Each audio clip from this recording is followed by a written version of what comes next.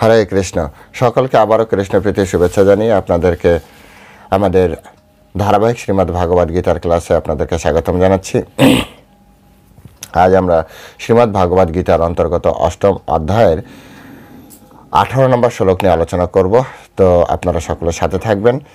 শ্লোকটি আমাদের ভৌতিক জগতের যে পরিবর্তন সেই বিষয় সম্পর্কে আছে।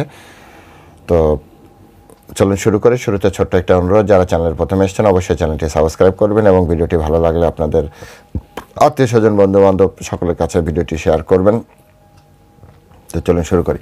নম ওম বিষ্ণুপাদায় কৃষ্ণ পৃষ্ঠভূতলে শ্রীমতী ভক্তি বেদান্ত স্বামিনীতে নামিনে নমস্তে সারস্বতী দেবী গৌরবাণী প্রচারিণী নির্বিশেষ শূন্যবাদী পাশ্চাত্য দেশে তারিণী বাচ্চা কল্পতরু ভস্য কৃপা সিন্ধু ব্যবচপতি তনাম পাবনব্য বৈষ্ণব নমো নমঃ। জয় অনন্ত কোটি বৈষ্ণব বৃন্দ কি জয়, শিল প্রভুপাদ কি জয়, নিতাই গৌর সীতানাথ প্রীতি প্রেমানন্দে হরি বল। হরে কৃষ্ণ। ওম নমো ভগবতে বাসুদেবায়। ওম নমো ভগবতে বাসুদেবায়। ওম নমো ভগবতে বাসুদেবায়। শ্রীমদ্ ভাগবত গীতা অষ্টম অধ্যায় অক্ষর ব্রহ্মযোগ, শ্লোক নম্বর 18। অব্যক্তদ্ব্যক্তয় সর্বা প্রভাবন্তি অহরাগমে রাত্রিয়াগমে প্রলয়ন্তে তত্র বৈব ভক্ত সঙ্গকে। অব্যক্তদ্ব্যক্তয় সর্বা প্রভাবন্তি অহরাগমে রাত্রাগমে প্রলয়ন্তে তত্রৈ অব্যক্ত সঙ্গকে। হরে কৃষ্ণ। তো এখন আমরা এই সংস্কৃত শ্লোকের শিল প্রভুপাদ কর্তৃক যে বাংলা ভাষানুবাদ দেওয়া হয়েছে সেই ভাষানুবাদ আমরা শ্রবণ করব। অনুবাদ: ব্রহ্মার দিনের সমাগমে সমস্ত জীব অব্যক্ত থেকে ব্যক্তিত্ব অভিব্যক্তি হয় এবং ব্রহ্মার রাত্রির আগমনে তা পুনরায় অব্যক্তে লয় প্রাপ্ত হয়। আমি আরেকবার পড়ছি। ব্রহ্মার দিনের সমাগমে সমস্ত জীব অব্যক্ত থেকে অভিব্যক্ত হয় এবং ব্রহ্মার রাত্রির আগমনে তা পুনরায় অব্যক্তে লয় প্রাপ্ত হয়। হরে কৃষ্ণ। জয় শিল প্রভুপাদ কি জয়। তো ইস্কনের প্রতিষ্ঠাতা আচার্য কৃষ্ণ কৃপা শ্রীমূর্তি শিল অভয় চরণারবিন্দু ভক্তি বেদান্ত স্বামী প্রভুপাদ তিনি এই শ্লোকের উপরে তাৎপর্য প্রদান করেননি। তবে আমরা শিল বিশ্বনাথ চক্রবর্তী ঠাকুর এবং বলদেব বিদ্যাভূষণ ওনাদের এই শ্লোকের উপরে তাৎপর্য রয়েছে। সেই তাৎপর্যের আলোকে আমরা বিষয়টি হৃদয়ঙ্গম করার চেষ্টা করব। এখানে স্পষ্ট করে বিশ্বনাথ চক্রবর্তী ঠাকুর বলছেন যে কিন্তু যাহারা তাহা হইতে নিকৃষ্ট, অর্থাৎ যাহারা মানে কারা, অর্থাৎ ব্রহ্মলোকে যারা আছে তাদের থেকে যারা নিকৃষ্ট মানে নিচ পর্যায়ে আছে ত্রিলোকবাসী, তাহাদিগের প্রতিদিনই পতন হইতেছে তাহা বলিতেছেন। অব্যক্তাৎ ইত্যাদি অর্থাৎ শ্রী মধুসূদন সরস্বতী মহাশয় বলিয়াছেন যে দৈনন্দিন সৃষ্টির প্রলয়ে উপক্রমে আকাশাদির সত্য থাকে। এ স্থলে অব্যক্ত শব্দে অব্যকৃত অবস্থা বা প্রধান লক্ষিত হইতে পারে না, আর স্বভাব প্রজাপতি সূচিত হইতেছে। সেই অব্যক্ত সবাবস্থায় প্রজাপতি হইতে ব্যক্তি সমূহ শরীর বিষয় আদি রূপ ভোগভূমি সফল হয় এবং ব্যবহারযোগ্য হয়। রাত্রির আগমনে তাহার নিদ্রাকালে প্রলয় প্রাপ্ত হয়, তাহাতেই তিরোহিত হয়। অর্থাৎ এখানে স্পষ্ট করে তিনি বোঝাচ্ছেন যে যখন ব্রহ্মার দিন রাত চলছে, দিন রাতের যে ইয়েটা চলছে, দিনে রাত্রে সব কিছু নষ্ট হয়ে যাচ্ছে। ব্রহ্মা যখন ঘুমাচ্ছে তখন এই ব্রহ্মাণ্ডের সমগ্র সৃষ্টি নষ্ট হয়ে যাচ্ছে। তখনও ব্রহ্মলোকে ব্রহ্মার কিছু হচ্ছে না, ব্রহ্মলোকে যারা ভক্তরা রয়েছে তাদের কিছু হচ্ছে না, কিন্তু তার নিচে যে সকল লোক আছে সেই লোকগুলি সব কিছু নষ্ট হয়ে যাচ্ছে।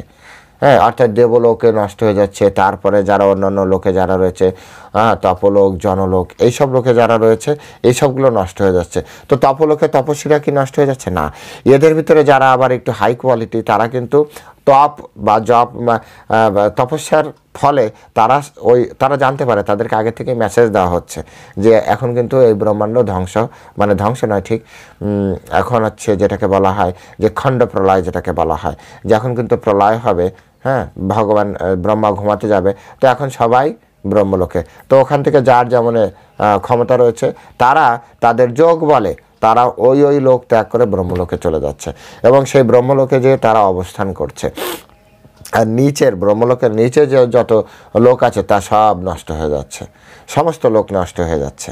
হ্যাঁ, এটি হচ্ছে একটি গুরুত্বপূর্ণ বিষয়। সমস্ত লোক নষ্ট হয়ে যাচ্ছে, অসুর নষ্ট হয়ে যাচ্ছে, মানবকুল নষ্ট হয়ে যাচ্ছে, দেবকুল নষ্ট হয়েছে, নাগকুল নষ্ট হয়ে যাচ্ছে, সব কিছু নষ্ট হয়ে যাচ্ছে।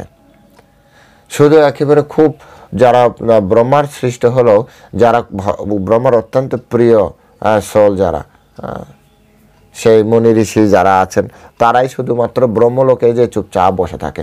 তখন এই তারা থাকবে না, তখন চন্দ্র সূর্য সব কিছু একেবারে থাকে, তার নিচে যারা আছে তা সব নষ্ট হয়ে যাবে, কিছুই থাকবে না, অন্ধকারাচ্ছন্ন হয়ে যাবে, সম্পূর্ণভাবে অন্ধকার হয়ে যাবে এই জগৎ। শুধু ব্রহ্মলোকে ব্রহ্মা ওখানে তখন ঘুমাতে থাকবে, সমস্ত ওইখানে যারা লোক তারা ঘুমাবে। ব্রহ্মা ঘুমাচ্ছে মানে সকলে, পিতা ঘুমাচ্ছে মানে সন্তানও ঘুমাবে, তো সকলে ঘুমিয়ে থাকবে। তারপরে ব্রহ্মা আবার জেগে উঠবে। কতদিন পরে জাগবে? 1,000 চতুর্যুগ। 1,000 চতুর্যুগ সমান কত? এর আগের শ্লোকে মোটামুটি ব্যাখ্যা করা হয়েছে। আপনারা ওই শ্লোকটা দেখে, অর্থাৎ 17 নম্বর শ্লোকটা দেখে আপনারা বোঝার চেষ্টা করবেন যে ওখানে কতটা সময় দেওয়া আছে। এতটা সময় ঘুমের পরে তিনি আবার জাগ্রত হবেন। জাগ্রত হওয়ার পরে ব্রহ্মা তখন আবার দেখতে পাবেন যে নিচে যা যা সৃষ্টি করেছিলেন তা অলরেডি, হরে কৃষ্ণ, হ্যাঁ, সব শেষ। তখন তিনি আবার ধীরে ধীরে সৃষ্টি করার মন করবেন, তিনি ভগবানের কাছে আবার প্রার্থনা করবেন, এবং তিনি আবার সেই সৃষ্টিকার্য বিভিন্ন লোক তৈরি করবেন। সেই লোকে সেই জীব সকলকে তিনি আবার পুনরায় আবার সৃষ্টিকার্যে নিয়োগ দেবেন, তাদেরকে আবার তৈরি করবেন। এভাবে প্রতিদিন চলতে থাকে। তাই এখানে সেই কথাটাই বলা হচ্ছে যে ব্রহ্মার দিনের সমাগমে সমস্ত জীব অব্যক্ত থেকে অভিব্যক্ত হয়। ব্রহ্মার যখন দিন হয় তখন সবাই অব্যক্ত থাকে, অর্থাৎ তারা একেবারে সম্পূর্ণভাবে নষ্ট হয় না, কিন্তু তাদেরকে দেখাও যায় না। সূক্ষ্ম অবস্থায় ভগবান ব্রহ্মার কাছেই থেকে যায়, সূক্ষ্ম অবস্থায়। এবং পরবর্তীতে ব্রহ্মা যখন জেগে উঠলেন তাদেরকে বিভিন্নভাবে আবার নিয়োগ দিলেন, বিভিন্নভাবে কাজে তারা যে অবস্থানে থেকে তাদের দেহ রেখেছিল সেইগুলো তাদের আবার হলো। এবং ব্রহ্মার যখন রাত্রি আসলো তখন আবার এই ব্রহ্মাণ্ড এরকম চলতে থাকলো। তাহলে এভাবে দেখা যাচ্ছে ব্রহ্মার 100 বৎসর আয়ু। 100 বছর কতটা? আমাদের ধরুন 365 দিনে আমাদের মনুষ্য মানে একটা বছর, তাহলে 365 দিন, প্রতিদিন আমাদের দিন রাত আসে। একইভাবে ব্রহ্মারও প্রতিদিন দিন রাত আসবে।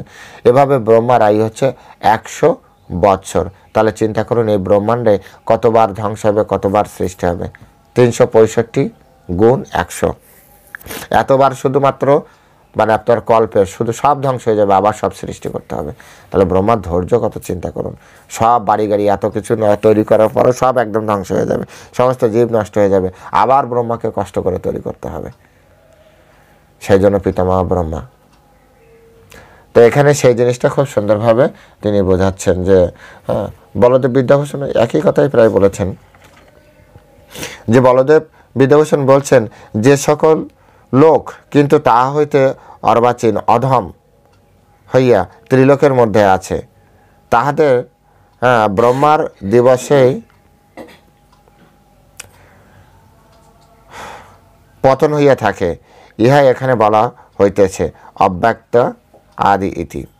দিনের সমাগমে ব্রহ্মার কি হয়? ব্রহ্মার জাগরণকালে সেই অব্যক্ত হইতে নিদ্রা অবস্থা হইতে শরীর, ইন্দ্রিয়, ভোগ্য স্থানরূপ সকল বস্তুই উৎপন্ন হইয়া থাকে। যখন দিন হবে তখন সব কিছু আমাদের এই শরীর তৈরি হবে, ইন্দ্রিয় তৈরি হবে, ইন্দ্রিয় কি বিষয় ভোগ করবে, সেই ভোগ্য স্থল কি, সব কিছু তৈরি হবে এইটার পরেই। এবং তারপর আপনার ব্রহ্মার যখন রাত্রি আসবে তখন আবার সব শেষ হয়ে যাবে। তার আগেই তো আবার আমাদের কতবার জন্ম মৃত্যু হচ্ছে, চিন্তা করুন, আমাদের কতবার জন্ম মৃত্যু হচ্ছে।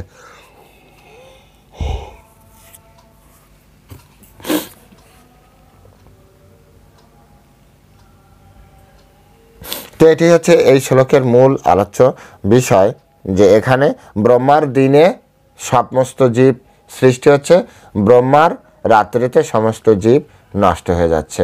এমনকি বিভিন্ন লোক সম্পূর্ণ জলমগ্ন হয়ে যাবে, নষ্ট হয়ে যাবে, ব্রহ্মাকে আবার তৈরি করতে হবে।